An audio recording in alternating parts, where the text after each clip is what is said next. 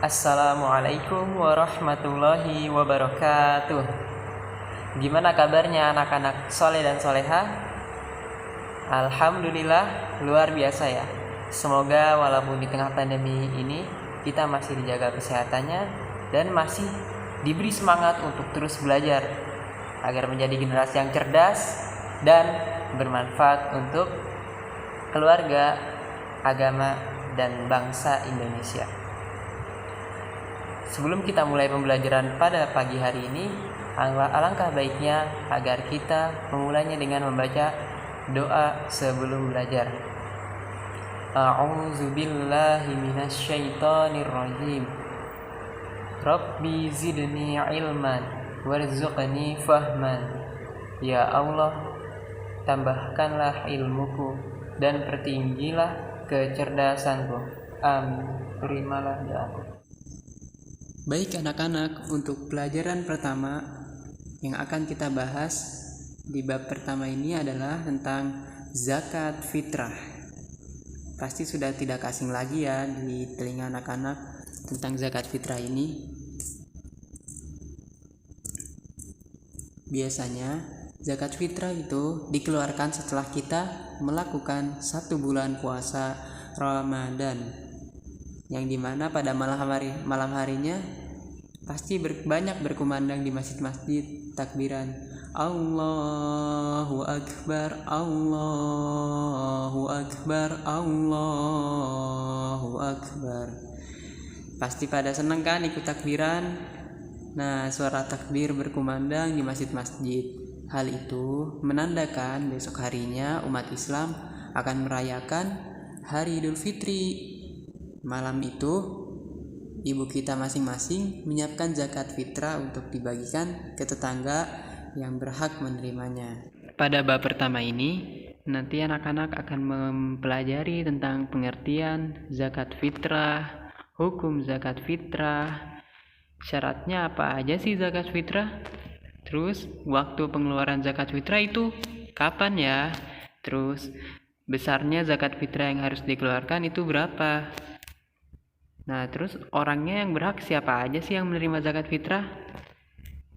Setelah itu, kita perlu mengetahui hikmah di balik zakat fitrah yang telah kita keluarkan.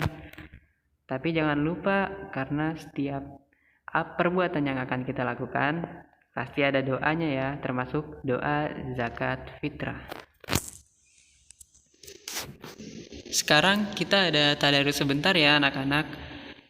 Walaupun kita pembelajarannya tidak secara langsung alias secara online ini, diharapkan anak-anak dapat menyimak dengan baik di rumah. A'udzu billahi minasyaitonir rajim.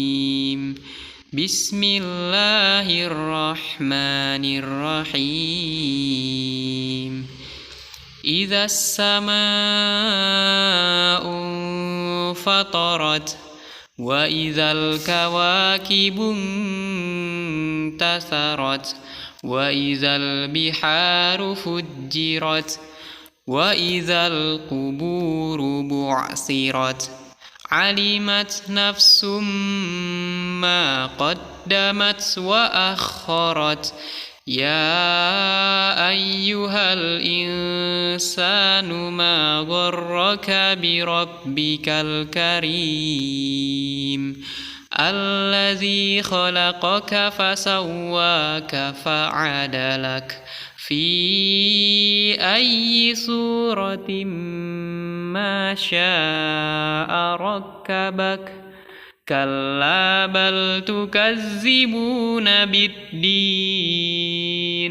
wa inna alaikum lahafizin.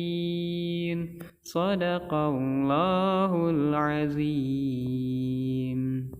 Berikut adalah surat Al-Infitor ya, dari ayat 1 sampai dengan ayat 10. Semoga anak-anak dirahmati dan disayangi Allah karena telah mendengarkan beberapa ayat-ayat Al-Quran yang telah Pak Ihsan bacakan. Mari kita lanjut.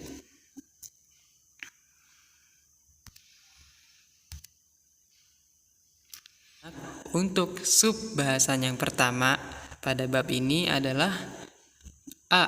Pengertian zakat fitrah. Zakat merupakan rukun Islam yang ketiga. Zakat fitrah adalah zakat jiwa. Maksudnya, zakat jiwa setiap muslim berupa makanan pokok yang mengenyangkan. Zakat fitrah dikeluarkan setiap tahun pada bulan Ramadan atau sebelum salat hari raya Idul Fitri. Bentuk zakat fitrah di masing-masing negara berbeda-beda disesuaikan dengan kondisi makanan pokok daerah setempat. Di Indonesia, bentuk makanan pokoknya biasanya adalah beras, jagung, dan sagu. Kemudian subbahasan yang kedua adalah hukum zakat fitrah. Hukum mengeluarkan zakat fitrah adalah wajib bagi setiap orang Islam yang mengalami hari Idul Fitri sebelum salat Id. Dikeluarkannya zakat fitrah dimaksudkan agar ketika keluar untuk salat Idul Fitri, kita sudah dalam keadaan suci. Berikut adalah 2 ayat dalam surat Al-A'la yang menjelaskan tentang hukum zakat fitrah di atas. A'udzu billahi minasyaitonir rajim.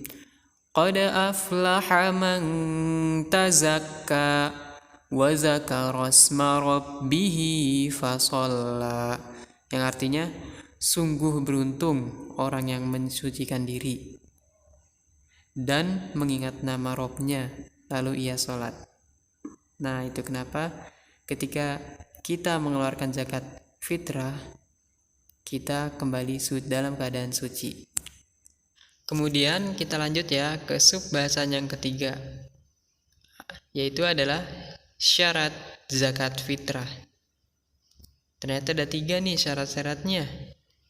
Yang pertama adalah orang itu harus beragama Islam ya, baik yang merdeka maupun yang hamba sahaya, laki-laki, perempuan, tua, muda, anak-anak yang pada hari Idul Fitri itu ada dan memiliki kelebihan rezeki.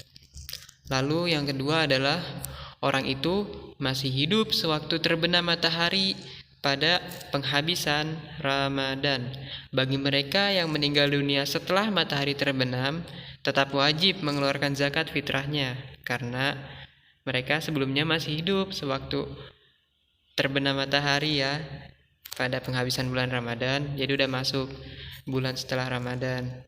Lalu yang ketiga adalah memiliki kelebihan harta pada malam dan siang hari raya Idul Fitri, baik untuk diri sendiri maupun orang yang menjadi tanggungannya seperti anak, suami, istri, ibu, bapak, pembantu yang tinggal serumah dan menjadi tanggung jawabnya. Kemudian pada subbahasan yang keempat adalah waktu pengeluaran zakat fitrah. Ini ada 5 jenis waktunya ya. Kita bahas satu-satu. Yang pertama adalah waktu mubah atau waktu yang diperbolehkan, yaitu sejak awal Ramadan sampai terbenam matahari akhir Ramadan. Lalu yang kedua, waktu wajib atau harus, yaitu sejak terbenam matahari akhir Ramadan sampai menjelang salat Idul Fitri. Lalu yang ketiga adalah waktu sunnah yang afdol, yaitu sesudah salat subuh sampai sebelum salat Idul Fitri. Ini apa sunnah nih, jadi lumayan berat ya, jeda waktunya itu sangat sedikit, sesudah salat subuh sampai sebelum salat Idul Fitri. Artinya dalam jangka waktu yang wajib terdapat waktu yang lebih utama, yaitu adalah yang sunnah yang paling afdal. Lalu yang keempat adalah waktu makruh, yaitu sesudah salat Idul Fitri sampai sebelum terbenam matahari 1 Syawal. Artinya orang yang membayar zakat fitrah sesudah salat Idul Fitri tidak diperhitungkan sebagai zakat fitrah, tetapi dianggap sebagai sedekah biasa. Jangan sampai kita jalan di waktu yang makruh ya. Apalagi ada ini nih yang kelima nih, waktu haram, yaitu membayar zakat fitrah sesudah terbenam matahari pada hari raya Idul Fitri tanggal 1 Syawal. Ini udah kelewat banget nih, udah kelewat batas ya. Sebaiknya kita di waktu mubah, wajib, atau kalau bisa yang sunnah lebih afdol. Kita utamakan yang di atas ya.